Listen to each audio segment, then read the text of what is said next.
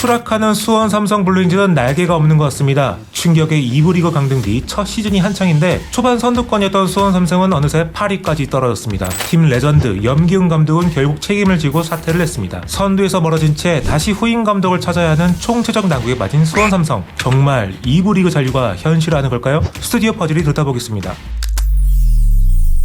유럽 축구는 시즌이 마무리됐죠. 1부 리그 우승팀이 정해지면 그 다음 관심사는 누가 2부 리그로 강등되는지 또 누가 1부 리그로 승격하는지가 관심입니다. 우리에게 가장 큰 사랑을 받고 있는 프리미어리그의 경우 셰필드 유나이티드, 번리, 루턴타운이 강등됐고 레스터시티, 입스위치타운, 사우샘프턴이 승격됐습니다. 승격 플레이오프에서 리즈 유나이티드를 제압하고 막사를 탄 사우샘프턴은 1년 만에 프리미어리그로 복귀했고 중계권 수익 증가 등 2천억 원이 넘는 돈방석에 앉게 됐습니다. 사우샘프턴 뉴스에 가장 큰 관심을 가질 K리그 팬들은 아마도 수원 삼성 블루잉즈 팬들일 겁니다. 장담했던 1년 만에 1부 리그 복귀가 생각처럼 되지 않을 가능성이 점점 커지고 있기 때문이죠. 한때 레알 삼성이라고 불렸던 수원 삼성, 충격의 2부 리그 강등이 현실화했을 때도 설마 했죠. 그리고 올해 K리그2가 개막됐을 때만 해도 곧 다시 제자리를 찾아갈 거라는 막연한 기대감이 있었던 것도 사실입니다. 삼성이잖아요. 실제로 초반에는 4연승을 달리며 선두에 오르면서 좋은 기세를 보였습니다.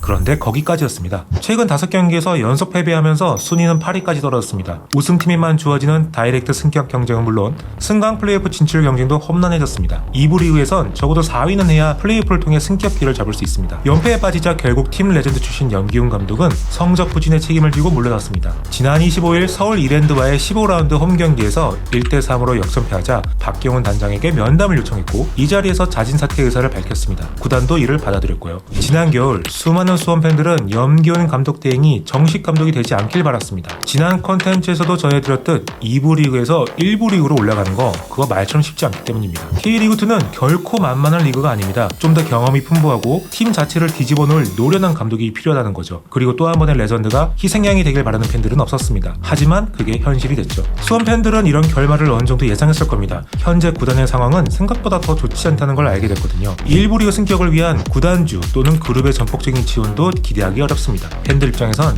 답답함이 극에 다다를 것 같습니다. 프리미어리그에선 동화 같은 우승의 주인공인 레스터시티가 다시 한번 승격에 성공하며 새로운 동화를 써내려갔죠. 간판 스타인 제이미 바디는 강등에도 팀을 지켰습니다. 그는 2부 리그에서 18골을 기록하며 팀 내 최다 득점자로 레스터의 승격을 이끌었습니다. 이제는 38살이 된 제이미 바디는 레스터시티와 재계약 협상을 시작할 예정입니다. 낭만 그 자체죠.